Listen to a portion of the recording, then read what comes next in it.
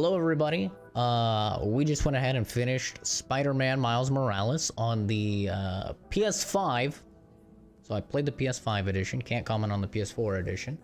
But we just finished it on stream. It took about 7.5 hours. I played the entire main quest as well as all of the side quests. I did not do the 1 million fucking side objectives that they have, just like I didn't do them in Spider-Man 2018. Man, I'm not into the whole collect all of these caches and fucking sample all these sounds. I'm not into that shit. If you are, awesome, do it, dude. But I am not into it. One thing I will say though is that you do get like a little bit of a quest at the end of a lot of the side stuff, but I'll be honest with you, I don't care enough to do that. So I'm just going to be evaluating the main story and the side quests. Okay. But like I said, it took me 7.5 hours, and I've heard people, it seems like most people take about 8 to 12. So I guess I finished it a little bit fast. I also played it on the hardest difficulty, which is spectacular, I believe. So keep that in mind for everything that I have to say. I'm going to start off giving you guys the pros, then I'll give you the cons, then I'll give you my final verdict.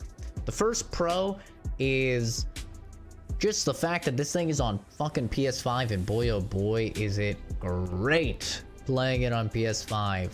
I played in the performance mode, which is a almost locked 60 FPS. There's only one section in the game where it drops below 60 FPS, and that's the final boss fight. No worries, no spoilers.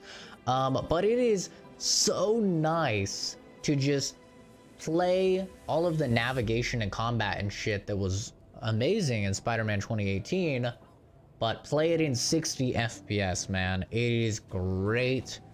So satisfying. I remember that was one of my main complaints. It's just like, I want to play this in 60. It sucks I have to play this in 30, and playing that same navigation, because the swinging and navigating the city is the exact same as Spider-Man 2018. It's still very satisfying. They allow you to use the shock powers in your navigation, but honestly, I never did that, because then you're putting yourself at a disadvantage the next time you go into combat, because you've used up all of your shock meter. So I kind of wish that they would just allow you to just use your shock abilities outside of combat, and it wouldn't use that meter, because that would actually lend to some really cool stuff that you could do swinging around the city. But with Spider-Man, man, you have to talk about that navigation, moving around the map. You never want to use the fast travel, dude. You never want to use it, because it's just so fun to swing around, and especially in 60 FPS, it is a blast. Since I played in 60 FPS, I can't really comment on the ray tracing and all of that shit that's available in the 30 FPS. If you give me a choice between 60 and 30, I don't give a shit if the 30 FPS comes with you tickling my asshole. I'm still choosing 60, man. Always. I don't care what resolution I'm playing the game at, I will choose 60 every time. And it just feels great to navigate the world at 60. Another pro I would say is the actual fidelity of the game and the graphics. Even on the performance mode, I mean, you can see it now, the graphics are good, the game is sharp, it's crisp. I don't know what resolution it's running at. I want to say it's 4K 60, but I could be 100% wrong, so don't quote me on that. But the game is crisp. I only had a couple issues with like some depth of field effects being a little wonky sometimes. Most of the time the game it's just gorgeous, man. It's just like Spider-Man 2018 was, but it's in 60 FPS glory. Another pro I would say is the music. This game definitely took some notes after Into the Spider-Verse, because it hits that Harlem style, like hip hop, very, very well. I never had a moment where I did not like the music in the game. The music was always phenomenal. it does the same thing Spider-Man 2018 does, where the music slowly like comes in and goes into like a crescendo as you start your swinging, and it's always just awesome. It always makes you feel great. The sound is really good. The voice acting as well. I felt like everybody did a good job voice acting. I'd say Miles sounded a little whiny sometimes, just a little twang of like whine, and maybe that's because he's he's 17 years old, maybe that's why, but he did sometimes sound a little annoying. But everybody sounds really good in the game. And also the combat, I think the combat is good. I don't think it's as good as Spider-Man 2018 because they do not give you nearly as many tools, whether it's gadgets, upgrades, just tools to work with. They don't give you nearly as many as Spider-Man 2018 did, but the combat is still fun. They introduce enough enemy variety so that you're like, okay, I have this new ability and now there's a new enemy variant that I use this ability on, right? They give you enough. I do wish that there was more, but the combat is still very satisfying. You can do some really cool stuff with it. There were several times where I'd be juggling some dude, I'd fucking web him up in the air, swing him around, throw him at a dude, it webs up that guy. Just tons of fun stuff that you can do, especially with the electricity. You can do a lot of cool stuff. There's this one really sick move where you can combo someone, and then when you hit them with the final hit of a combo and it sends them away, you can actually pull them back to you and it will give you those electricity attacks. And the electricity plays very well into the game. It sort of serves as a damage bonus. So you electrocute the enemies and then it's a damage bonus. It can also destroy their weapons, make them just generally weaker. So there's a lot of cool stuff that you can do with the electricity. They don't give you as many tools as 2018 Spider-Man, but they do give you a fair few. And honestly, that'll kind of do it for the pros. I mean, I don't know. I don't want to sound too negative because I don't think this is a bad game. However, I think that you should have your expectations tempered if you're expecting like this to feel like a full game. And that'll kind of bring me into the negatives now. So the first negative that I would say is the length.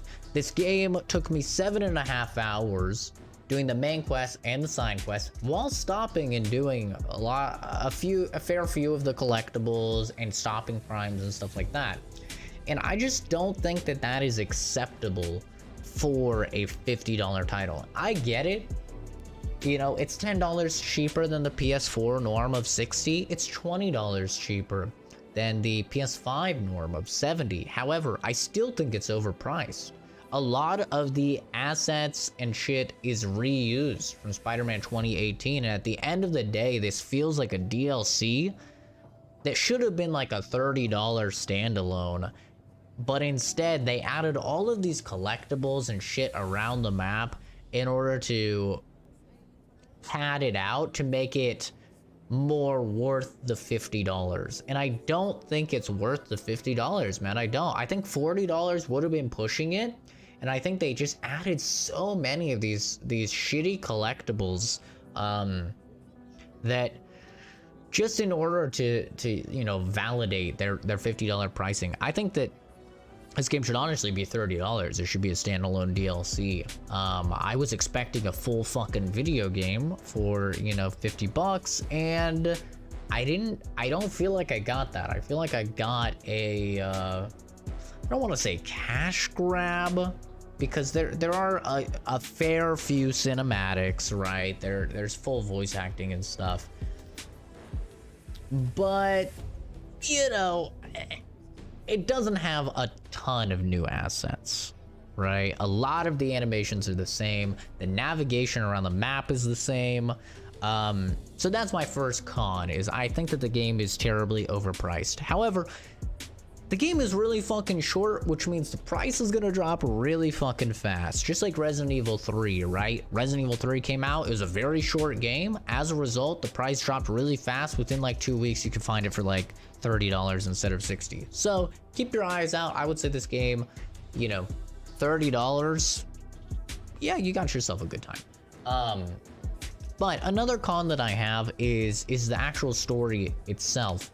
The main story is terribly predictable. I really enjoyed Spider-Man 2018's story. I thought that it did a lot of genuinely interesting things, and it even had some twists that I was not expecting. This game takes absolutely no risk. This is the safest fucking story I've ever seen in my life. There was probably about 6 or 7 times where I said, oh, watch this is gonna happen, man. And that's what happens. And it just kept happening over and over, and I'd keep calling it, and it would keep happening. And to go into that, right, no spoilers or anything, but there is a female character in the game that I just fucking despised, and I did not believe the arc that her character takes. I didn't fucking buy it for a second. I think it was out of left field. I don't think it fit, and they just keep hamming it up and keep pushing it and making her go in this arc and further and further and further this way, and I just never fucking bought it. I never once bought it at all, and as a result, I think that they really failed on a fundamental level from that point in storytelling. And to top that off, Miles as a character, I love Into the Spider-Verse. I love Miles Morales in that. I've seen that movie probably 4 or 5 times, which is a lot for me, and I really, really like it. This Miles is not that Miles, and I'm not saying that he has to be, but this Miles is very science dweeby, and as a result, he says a lot of like really cheesy, shitty puns that are not very funny at all. And he doesn't really have a lot of character, and he's just way too optimistic, man. And he keeps giving people these chances, and he keeps getting fucked by his decisions, and he's just not learning, and he just keeps getting fucked and fucked and fucked. And you get to a point where you're like, dude, just fucking stop being a cuck, you know? Just stand up for yourself. Put your fucking foot down. Stop allowing this shit to happen to you. And he keeps allowing it to happen, and it just gets really frustrating past a certain point. And also, he has, I'm being purposely generic here because I don't want to spoil anything for you guys, but he's in a situation where he could really use some assistance, and he has the option to get assistance, and he is offered assistance, but he wants to prove that he can be Spider-Man, right? Because he's new, so he wants to prove that he can be Spider-Man, and he turns down the assistance.